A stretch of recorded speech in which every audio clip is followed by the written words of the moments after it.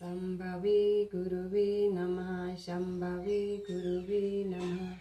प्रणाम करती हूँ मैं अपने जगत गुरु शिव गुरु माँ भवानी के चरणों में मेरा प्रणाम स्वीकार हो। प्रणाम करती हूँ सभी देव शक्तियों के चरणों में मेरा प्रणाम स्वीकार हो। प्रणाम करती हूँ साफ दीदी के चरणों में मेरा प्रणाम स्वीकार हो। आप सभी गुरु भाई बहनों के चरणों में मेरा प्रणाम सभी के चरणों में स्वीकार हो।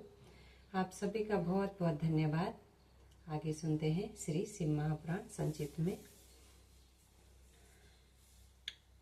शिवा का अपनी महल से गणेश को उत्पन्न करके द्वारपाल पद पर नियुक्त करना। गणेश द्वारा शिव जी के रोके जाने पर उनका शिव गणों के साथ भयंकर संग्राम। शिव जी द्वारा गणेश का सिर छेदन। कुपित हुई शिवा का शक्तियों को उत्पन्न करना और उनके द्वारा प्रलय मचाया जाना। देवताओं और ऋषियों का स्तुवन द्वारा पार्वती को प्रसन्न करना। उनके द्वारा पुत्र को जलाए जाने की बात कही जाने पर शिव जी की आज्ञा अनुसार हाथी का सिर लाया जाना और उसे गणेश के धड़ से जोड़कर उन्हें जीवित करना। आगे सुनते हैं। सूजी कहते हैं, तारकारी कुमार के उत्तम एवं अद्भुत वृतांत को सुनकर नारद जी को बड़ी प्रसन्नता हुई। उन्होंने पुनः प्रेम पूर्वक ब्रह्मा जी से पूछा। नारद जी बोले, देव देव आप तो शिव संबंधी ज्ञान के अथाह सागर हैं। प्रजानाथ, मैंने स्वामी कार्तिक के सद वृतांत को जो अमृत से भी उत्तम है सुन लिया। अब गणेश का उत्तम चरित्र सुनना चाहता हूँ। आप उनका जन्म वृतांत तथा दिव्य चरित्र जो संपूर्ण मंगलों के लिए भी मंगल स्वरूप है वर्णन कीजिए। जागा जागा महादेव। सूजी कहते हैं, महामुनि नारद का ऐसा वचन सुनकर ब्रह्मा जी का मन हर्ष से गदगद हो गया। वे शिव जी का स्मरण करके बोले। ब्रह्मा जी ने कहा, नारद, पहले जो मैंने विधि पूर्वक गणेश की उत्पत्ति का वर्णन किया था कि शनि की दृष्टि पड़ने से गणेश का मस्तक कट गया था, तब उस पर हाथी का मुख लगा दिया गया था, वह कल्पांतर की कथा है। अब श्वेत कमल में घटित हुई गणेश की जन्म कथा वर्णन करता हूँ, जिसमें कृपालु शंकर ने ही उनका मस्तक काट लिया था। मुने, इस विषय में तुम्हें संदेह नहीं करना चाहिए, क्योंकि भगवान शंभु कल्याणकारी सृष्टिकर्ता और सबके स्वामी हैं। वही सगुण और निर्गुण भी हैं। उन्हीं की लीला से सारे विश्व की सृष्टि, रक्षा और विनाश होता है। मुनि श्रेष्ठ, अब प्रस्तुत विषय को आदर पूर्वक श्रवण करो। एक समय पार्वती जी की जया विजया नामावली सखियां उनके पास आकर विचार करने लगी। सखी, सभी गण रुद्र के ही हैं। नंदी, भृंगी आदि जो हमारे हैं वे भी शिव के ही हैं। आज्ञा पालन में तत्पर रहते हैं। जो असंख्य प्रमथ गण हैं उनमें भी हमारा कोई नहीं है।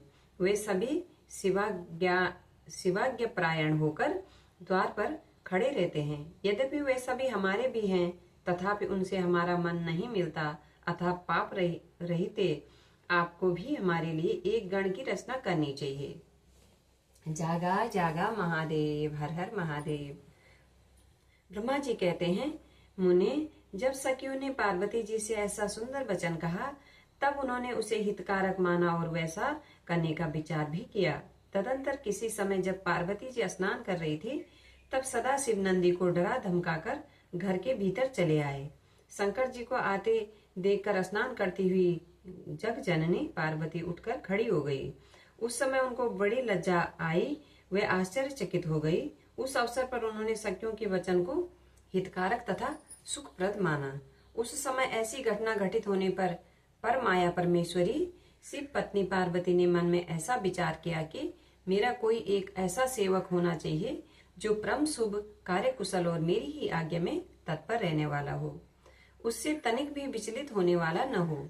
यूं विचार कर पार्वती देवी ने अपने शरीर की मैल से एक ऐसे चेतन पुरुष का निर्माण किया जो संपूर्ण शुभ लक्षणों से संयुक्त था।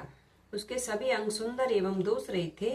उसका वह शरीर विशाल, परम शोभायमान और महान बल पराक्रम से संपन्न था। देवी ने उसे अनेक प्रकार के वस्त्र, नाना प्रकार के आभूषण और बहुत सा उत्तम आशीर्वाद देकर कहा, तुम मेरे पुत्र हो, मेरे अपने ही हो। तुम्हारे समान प्यारा मेरा यहाँ कोई दूसरा नहीं है। पार्वती के ऐसा कहने पर वह पुरुष उन्हें नमस्कार करके बोला। गणेश ने कहा, माँ, आज आपको कौन सा कार्य आ पड़ा है? मैं आपके कथनानुसार उसे पूर्ण करूंगा। गणेश के यूं पूछने पर पार्वती जी अपने पुत्र को उत्तर देते हुए बोली। शिवा ने कहा, तात, तुम मेरे पुत्र हो, मेरे अपने हो, अतः तुम मेरी बात सुनो। आज से तुम मेरे द्वारपाल हो जाओ। सतपुत्र, मेरी आज्ञा के बिना कोई भी हठ पूर्वक मेरे महल के भीतर प्रवेश न करने पाए, चाहे वह कहीं से भी आए, कोई भी हो। बेटा, यह मैंने तुमसे बिल्कुल सत्य बात कही है। ब्रह्मा जी कहते हैं, मुने, यूं कहकर पार्वती ने गणेश के हाथ में एक सुदृढ़ छड़ी दे दी। उस समय उनके सुंदर रूप को निहार कर पार्वती हर्ष मगन हो गई। उन्होंने परम प्रेम पूर्वक अपने पुत्र का मुख चूमा और कृपा परवश हो छाती से लगा लिया। फिर दंडाधारी गणराज को अपने द्वार पर स्थापित कर दिया। बेटा नारद, तदंतर पार्वती नंदन महावीर गणेश पार्वती की हित कामना से हाथों में छड़ी लेकर गृह द्वार पर पहरा देने लगे। उधर शिवा अपने पुत्र गणेश को अपने दरवाजे पर नियुक्त करके स्वयं सखियों के साथ स्नान करने लगी। मुनि श्रेष्ठ, इसी समय भगवान शिव, जो परम कौतुकी तथा नाना प्रकार की लीलाएं रचने में निपुण हैं, द्वार पर आ पहुंचे। गणेश उन पार्वती पति को पहचानते तो थे नहीं, अतः बोल उठे, देव, माता की आज्ञा के बिना तुम अभी भीतर ना जाओ। माता स्नान करने बैठ गई है, तुम कहाँ जाना चाहते हो? इस समय यहाँ से हट जाओ।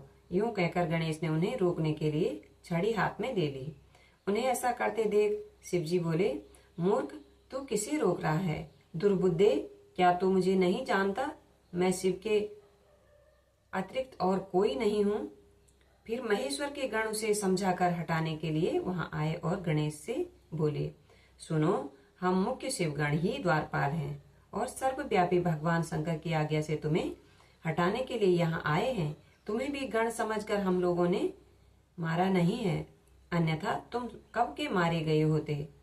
अब कुशल इसी में है कि तुम स्वतः ही दूर हट जाओ। क्यों व्यर्थ अपनी मृत्यु बुला रहे हो? ब्रह्मा जी कहते हैं, मुने, यूं कह जाने पर भी गिरिजा नंदन गणेश निर्भय ही बने रहे। उन्होंने शिवगणों को फटकारा और दरवाजे को नहीं छोड़ा। तब उन सभी शिवगणों ने शिव जी के पास जाकर सारा वृतांत उन्हें सुनाया। मुने, उनसे सब बातें सुनकर संसार के गति स्वरूप अद्भुत लीला बिहारी महेश्वर अपने उन गणों को डांटकर कहने लगे। अपने गुरु सहित साहब दीदी के चरणों में प्रणाम। आप सभी को मेरा प्रणाम। सभी का बहुत बहुत धन्यवाद। आज के लिए इतना ही, इससे आगे कल सुनेंगे। बहुत बहुत धन्यवाद आप सभी का। हारा भोला, हारा भोला, भोला भोला, हरा हरा, हारा शिवा, हारा शिवा, शिवा शिवा,